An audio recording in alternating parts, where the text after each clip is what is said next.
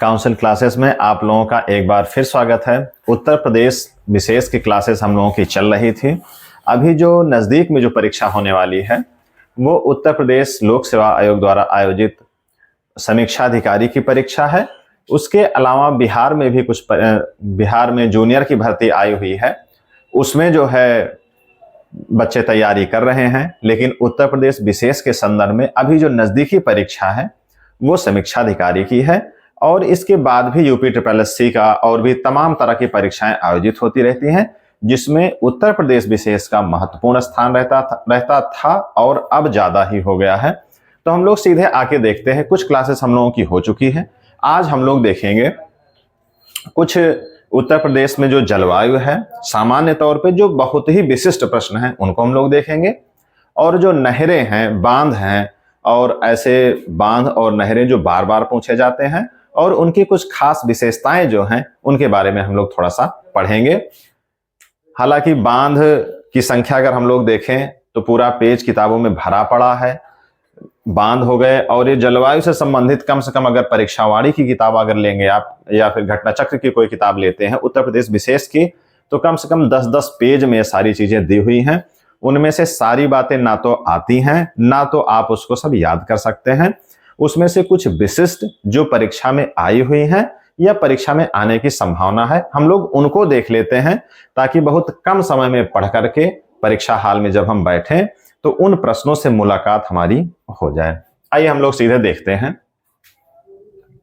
उत्तर प्रदेश विशेष में सबसे पहले देख लें नेपाल से सटे जिले। ये प्रश्न कई अनेक प्रकार की परीक्षाओं में आया हुआ है कि उत्तर प्रदेश में जो नेपाल देश है वो उत्तर प्रदेश से सटा हुआ है, उसमें जिलों की संख्या कितनी है, जो उनके सीमावर्ती जिले हैं उनकी संख्या कितनी है, और वो कौन कौन से जिले हैं। अक्सर प्रश्न में ये बनता है कि कौन से जिले सटे नहीं हैं, उनको देखने से लगता है कि ये जिला जरूर होगा, लेकिन वही जिला नहीं रहता है। तो एक नजर हम लोग यहां पर डालते हैं।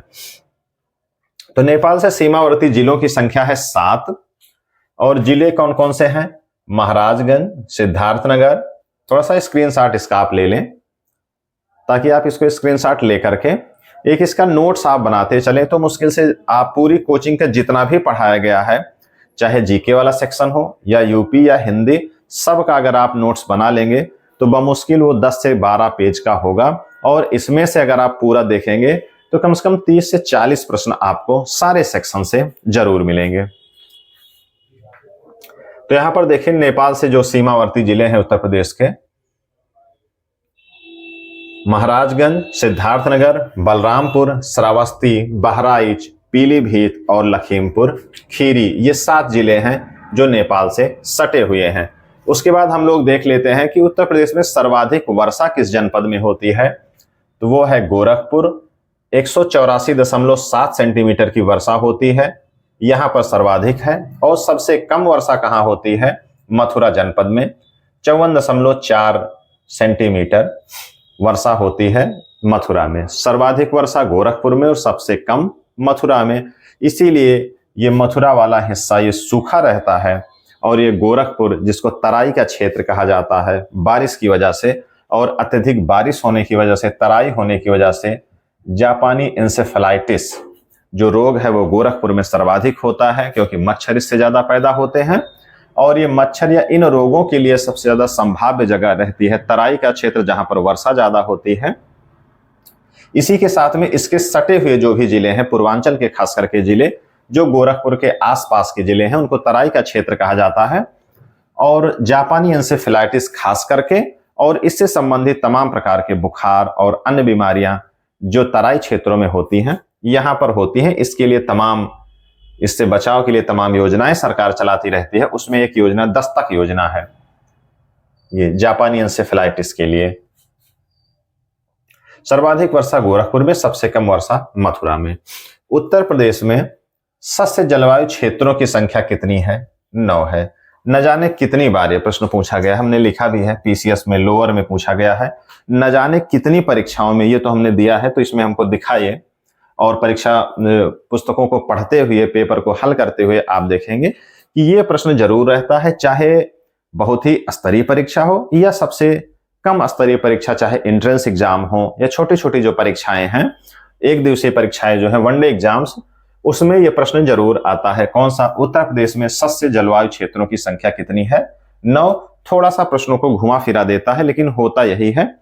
फिर भी लोग जानते हैं, थोड़ा सा इसको सोचने लगते हैं ज्यादा कि ये वही वाला प्रश्न है या कुछ दूसरा है। अक्सर लोग गलत करके आते हैं, आपको गलत नहीं करना है। क्षेत्रों की संख्या कितनी है? 9। उत्तर प्रदेश की प्रमुख वाणिज्यिक फसल कौन सी है? गन्ना। कपास, जूट, गन्ना, चाय, ये सब सारी कैसी फसलें हैं? वाणिज्यिक फसलें हैं। उत्तर प्रदेश में न चाय होती है, न जूट, न कपास, ये सारी चीजें नहीं होती हैं, केवल गन्ना होता है। तो उत्तर प्रदेश की जो प्रमुख वाणिज्यिक फसल है वो क्या है? गन्ना। एक देख लें, ये काला नमक, ये क्या है? काला नमक एक चावल की किस्म है। ये किस जनपद में होता है? सिद्धार्थनगर। यहां पर दो जानकारी है, एक की काला नमक है क्या, मतलब काला नमक किस प्रकार की किस्म है, चावल की है, गेहूं की है, किसकी है? तो ये किसकी किस्म है? चावल की, ये जानकारी हुई। और किस जनपद में सर्वाधिक होता है? ज्यादातर केवल सिद्धार्थनगर में होता है, थोड़ी बहुत खेती उसके आसपास जिलों में भी होती है, लेकिन प्रमुख तौर पर यह किस जनपद में माना जाता है? सिद्धार्थनगर। उसके बाद देखें, सर्वाधिक सिंचाई उत्तर प्रदेश में, सर्वाधिक सिंचाई किस यंत्र द्वारा होती है, किस माध्यम से होती है? माध्यम का आशय नलकूप, नहरें, तालाब, इन सब चीजों से।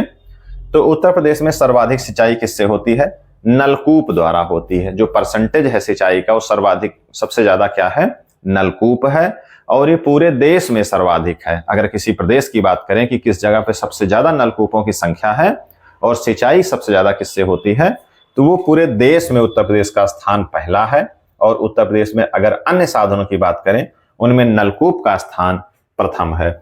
अगर इसके क्रम की बात करें कि सबसे ज्यादा किससे होता है, तो नलकूप से नंबर 1, नहरों से नंबर 2 और तालाब और कुएं से नंबर 3। नलकूप, नहरें और तालाब, ये इसका क्रम हो गया। ये प्रश्न कई बार आया है कि इनका क्रम क्या है। कई विकल्प दे दिए जाते हैं, उसको आगे पीछे कर दिया जाता है, थोड़ी सी कंफ्यूजन हो जाती है कभी कभी। नहरों की संख्या, नहरों की स्थिति देखते हुए उत्तर प्रदेश में कि इतनी ज्यादा नहरें हैं, और नहरों को हम लोग पढ़ेंगे भी अभी, तो लगता है कि शायद नहरों से सर्वाधिक सिंचाई होती है, लेकिन नलकूप से सबसे ज्यादा सिंचाई उत्तर प्रदेश में होती है। एक छोटी सी जानकारी इसके संदर्भ में हम लोग थोड़ा सा देख लेते हैं, हालांकि एग्जाम के पर्पज से बहुत महत्वपूर्ण नहीं है, लेकिन हमने देखा है कई बार परीक्षा प्रश्न, जो प्रश्न पत्र बनते हैं, उसमें 2-4 ऐसे उटपटांग कह लीजिए, चाहे जो कह दीजिए, कि वो प्रश्न आते हैं जिनका कहीं से लेना देना नहीं रहता है। लगता है कि आखिर आ कहां से गया है, और उसको हल करने के लिए कभी कभार ऐसे प्रश्नों को हम लोगों को जरूर पढ़ना चाहिए। कि जैसे ये प्रश्न है, हाँ, ये नलकूप की बात हो रही थी, तो पूरे देश में सबसे पहले नलकूप कहां लगा था? नलकूप से सिंचाई पूरे देश में सबसे पहले कहां हुई? उत्तर प्रदेश में। जनपद की बात करें तो मेरठ में। सन है 1930, अर्थात भारत में सबसे पहले नलकूप 1930 में आया, जिससे मेरठ जनपद में सिंचाई हुई। उत्तर प्रदेश के संदर्भ में है, इसलिए इसको जानना जरूरी है। अगर किसी दूसरे प्रदेश का मामला होता तो हम लोगों को उतना जानना इसको जरूरी नहीं था। ये ऐसे प्रश्न है कि कभी कभार इनसे मुलाकात हो जाएगी तो ऐसे लगेगा जैसे विकेट मिल गया है। तो ये स्थिति होगी, केवल आप ही जान पाएंगे और लोग इससे महरूम रह जाएंगे। हाँ, इसके बाद देखते हैं अब कुछ जो है, कुछ परियोजनाएं हैं, बांध हैं, नहरें हैं। मुख्य मुख्य इसको देख लेते हैं। एक क्रम से पढ़ेंगे तो बहुत लंबी क्लास होती है और उसको आप याद भी नहीं कर सकते हैं। थोड़ा पढ़ेंगे, उसको आप डाइजेस्ट कर ले जाएंगे, उसको चबा ले जाएंगे, चबा करके निगल लेंगे और निगल करके उसको डाइजेस्ट कर लेंगे। बहुत ज्यादा पढ़ेंगे, निगल तो लेंगे लेकिन उसको डाइजेस्ट नहीं कर पाएंगे। काम का वही है जो डाइजेस्ट होता है। हथनी कुंड परियोजना किस नदी पर है? यमुना नदी। परीक्षा बांध, राजघाट बांध, रानी लक्ष्मीबाई बांध, माता टीला बांध और परियोजना दोनों है, ये किस नदी पर है? बेतवा नदी पर। परीक्षा, राजघाट, रानी लक्ष्मीबाई, माता टीला बेतवा नदी पर है। बिहार जलप्रपात टोंस नदी पर स्थित है। 110 मीटर की ऊंचाई पर स्थित ये जलप्रपात है। किस पे? टोंस नदी पर। फुलहर झील, फुलहर झील किस प्रदेश से संबंधित है? उत्तर प्रदेश से। एक जानकारी इसमें यह है कि फुलहर झील गोमती नदी का उद्गम स्थल है। फुलहर झील किसका उद्गम स्थल है? गोमती नदी का उद्गम स्थल है। फुलहर झील फुलहर से निकल करके गोमती नदी लखनऊ, सुल्तानपुर और बहते हुए जौनपुर होते हुए गाजीपुर में जाकर के ये गंगा नदी में मिल जाती हैं। कौन सी? गोमती नदी। इसके बाद हम लोग देखते हैं कुछ प्रमुख नहरों को। नहरों के बारे में अक्सर प्रश्न आता है, बदल बदल के आता है कि ये नहरें किस नदी से निकली हैं, कहां से निकली हैं, और इससे सिंचित और इससे फायदे पाने वाले कौन से जिले हैं, कौन से जिले नहीं हैं, ये पूछा जाता है। उनका उद्गम स्थल और सबसे बड़ी, सबसे छोटी, ये सारी चीजें नहरों के संदर्भ में जरूर पूछी जाती हैं। सबसे ज्यादा जो प्रश्न पूछा जाता है वो ये है कि इससे सिंचित होने वाले जिले कौन से हैं या कौन से नहीं हैं। सबसे पहले देखते हैं ऊपरी गंगा नहर हरिद्वार में निकलती है। गंगा नदी में बांध बना करके यहां हरिद्वार से निकली है। नदी कौन सी है? गंगा। पूर्वी यमुना नहर, यमुना लिखा ही है तो साफ तौर पे यमुना से निकलेंगी, सहारनपुर में यमुना नदी से। और 1830 ईस्वी में ये नहर बनाई गई थी। इस प्रकार से उत्तर प्रदेश में ये सबसे पहली नहर है, सबसे प्राचीन नहर जो वर्तमान में है। सबसे पुरानी नहर कौन सी है? पूर्वी यमुना नहर 1830 में बनी थी। मध्य गंगा नहर बिजनौर जनपद में गंगा नदी से। निचली गंगा नहर नरौरा बुलंदशहर जनपद से गंगा नदी।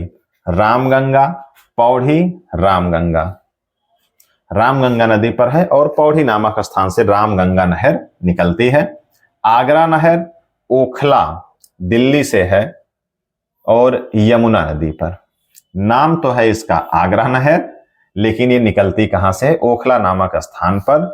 जो नोएडा है वही है, जैसे न्यू ओखला नोएडा बना हुआ है उसी के नाम से है, उसको ओखला ही कहते हैं। उसी के आसपास की जगह है नोएडा की। दिल्ली में है ये नोएडा और मूल रूप से वो गाजियाबाद में है नोएडा। तो दिल्ली से निकलती है और यमुना नदी पर। इसके बाद हम लोग देखते हैं शारदा नहर। शारदा नहर कहां से निकलती है? बनवासा एक जगह है, नेपाल सीमा पर स्थित है। शारदा नदी से। किस नदी से? शारदा नदी से। इस शारदा को काली या महाकाली नदी भी कहते हैं और जैसे जिले बदलते हैं उनका नाम बदल जाता है। इस प्रकार से है, जैसे आप ब्रह्मपुत्र के बारे में देखते हैं, ब्रह्मपुत्र कहां से निकलती है? कहीं उसका ब्रह्मपुत्र नाम है और जब असम में पहुंचती है उसका नाम दूसरा बदलता है। इस तरीके से जब जगह बदलती है और जाकर के जब वो पश्चिम बंगाल के आसपास पहुंचती है तो उसका नाम और बदल जाता है। ऐसे गंगा नदी का है। तो नदियों के नाम जिले और देशों में पहुंचने पर उसके नाम वहां की लोकेलिटी के हिसाब से बदल जाते हैं। तो शारदा नहर है, बनवासा नामक जगह से नेपाल की सीमा पर स्थित है। शारदा नदी जिसको महाकाली या काली नदी भी कहते हैं। इसकी खास बात क्या है कि उत्तर प्रदेश की यह सबसे लंबी नहर है। कौन सी? शारदा नहर। उसके बाद बाण सागर नहर शहडोल जिला एमपी में सोन नदी पर बना हुआ है। कौन सा? बाण सागर। नौगढ़ बांध नौगढ़ गाजीपुर में बना हुआ है, कर्मनासा नदी पर है। कर्मनासा नदी पर नौगढ़ बांध बना हुआ है। चंद्रप्रभा बांध चंदौली जनपद है और चंद्रप्रभा नदी कौन सी नदी है? चंद्रप्रभा नदी जनपद चंदौली, चंद्रप्रभा बांध।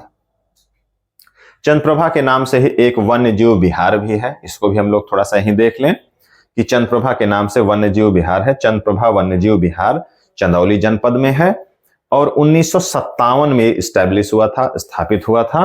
कौन सा? ये चंद्रप्रभा वन्यजीव विहार की हम बात कर रहे हैं 1957 में। जानकारी इसलिए महत्वपूर्ण है कि उत्तर प्रदेश में सर्वाधिक पुराना या पहला कह सकते हैं, पहला वन्यजीव विहार कौन सा है? चंद्रप्रभा वन्यजीव विहार चंदौली जनपद। इसके बाद हम लोग देखें अहिरौरा बांध नहर। अहिरौरा बांध नहर कहां है? अहिरौरा नामक स्थान पर जो वाराणसी के पास है। गडई नदी, नदी के संदर्भ में बहुत महत्वपूर्ण नहीं है, लेकिन बनारस का मामला है, मोदी जी का क्षेत्र है, इसलिए हमको थोड़ा सा ध्यान इस पे देना पड़ेगा। उत्तर प्रदेश हम लोग पढ़ रहे हैं तो उसमें कोई चीज छोटी बड़ी नहीं है और नाम भी थोड़ा सा विशिष्ट लग रहा है। आप याद कर सकते हैं अहिरौरा बांध नहर अहिरौरा नामक स्थान पर जनपद वाराणसी गडई नदी पर स्थित है। इसके बाद एक छोटी सी जानकारी है कि गोविंद बल्लभ पंत सागर जलाशय कहाँ है? उत्तर प्रदेश में है। कहाँ है? उत्तर प्रदेश में सोनभद्र जनपद के पास में स्थित है। रिहंद नदी पर गोविंद बल्लभ पंत सागर उत्तर प्रदेश में स्थित है। तो इस तरीके से हम लोगों की आज उत्तर प्रदेश विशेष की ये क्लास खत्म हुई, जिसमें हम लोगों ने देखा कि जलवायु से संबंधित, वर्षा से संबंधित कुछ और सिंचाई से संबंधित कुछ प्रश्न हैं, और खास करके नहरों की भूमिका इसमें ज्यादा थी, उनका परसेंटेज इस क्लास में ज्यादा रहा। तो हम लोगों की क्लास यहीं पर समाप्त होती है। इसके बाद हम लोग वन्यजीव विहार और उसको थोड़ा सा विस्तार से हम लोग पढ़ेंगे। 5-6 क्लासेस हम लोगों की जब उत्तर प्रदेश की हो जाएंगी तो उसमें हम लोग देखेंगे कि ज्यादातर लगभग जितने भी प्रश्न आएंगे, अगर 5 से 7 प्रश्न आते हैं, अगर मान लीजिए 7 प्रश्न रहते हैं उत्तर प्रदेश विशेष के, तो उसमें से 4 या 5 प्रश्न आपकी इन 4-5 क्लासेस से जरूर रहेंगे। 1-2 प्रश्न ऐसे रहेंगे, या तो वो करंट से रिलेटेड होंगे या फिर अलग थोड़े से प्रश्न होंगे जिनको हम लोग नहीं कवर कर पाएंगे, जिनको कोई नहीं कवर कर पाता है। उनको कवर करने के लिए, उन 2 प्रश्नों को कवर करने के लिए आपको बहुत माथापच्ची करनी पड़ेगी, और उसको कवर करने के चक्कर में आपका अन्य जो सेक्शन है वो छूट जाएगा। बाकी ये है कि आप किताबों से, अन्य चीजों से तो आप पढ़ ही रहे हैं, प्रैक्टिस कर रहे हैं। तो हम लोगों का एक छोटा सा ये प्रयास है कि बहुत ही कम समय में अति महत्वपूर्ण जो चीजें हैं उनको इकट्ठा करके, पहली चीज तो जो प्रश्न में आए हुए हैं, प्रश्न पत्रों में आए हुए हैं, उनको हम लोग इकट्ठा करते हैं, और अपनी एक समझ होती है, जो एक अनुभव रहा है परीक्षा देने का, तैयारी करने का, और अभी तैयारी चल ही रही है हम लोगों की, तो उसके आधार पे किनकी संभावना ज्यादा है उसको हम लोग इकट्ठा करके आपके पास यहाँ पर प्रस्तुत कर रहे हैं। तो कैसी रही क्लास आप जरूर बताइए कमेंट सेक्शन में लिख करके कि क्या और अच्छा किया जा सकता है या क्या कमी रह जा रही है, उसको आप जरूर बताएं। ठीक है, धन्यवाद।